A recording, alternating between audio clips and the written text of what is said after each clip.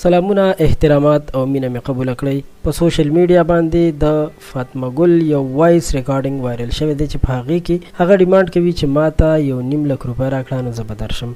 د دغه ویډیو حقیقت څه دی؟ آیا هغه رښتیا په 1.5 لک روپۍ باندې بدکاري کوي، ناروا کار کوي او په کوم ځای کې کوي؟ دا ټول تفصیل به تاسو دې ویډیو کې وګورئ، خو تاسو نه یو خواست کوم چې دا ویډیو خامخا تر اخره وګورئ، نیمه ویډیو مه ګورئ چې بیا تاسو د ویډیو په مقصد نه پوهیږئ او بیا ستاسو رویه هم بدله شي. فاطمه ګل به تاسو پیژنئ چې د مراد ښځه ده او هغې چې کله مراد سره واده وکړو نو دوی د فلمي دنیا ته راوتلي دي، ډانسونه هم کوي، شوګانې هم کوي او نور موږ نه یو خبر چې کوم کارونه کوي. خو په سوشل میډیا باندې د څو ورځو نه یو وایس کلیپ چلیږي چې په دغه وایس کلیپ کې فاطمه ګل په خپله وایي چې ما ته 1.5 لک روپۍ راکړه نو زه به درشم. د 1.5 لک روپو نه چې 1 روپۍ هم کموي نو زه نه درځم. خو په دغه ویډیو کې دا معلومه نه ده چې فاطمه ګل د 1.5 لک روپۍ د کوم پروګرام دپاره غوښتي دي او که نه د بل څه کار دپاره یې غوښتي دي. خو په سوشل میډیا باندې خلک داسې خبرې کوي چې دی د خراب کار دپاره دا پیسې غوښتي. خو قدرمنو، یو خبره په یاد ولرئ چې خپل ایمان خرابول نه دي پکار. که یو څیز نه تاسو خبر نه یئ نو هیڅکله هم په هغې باندې کمیټمنټ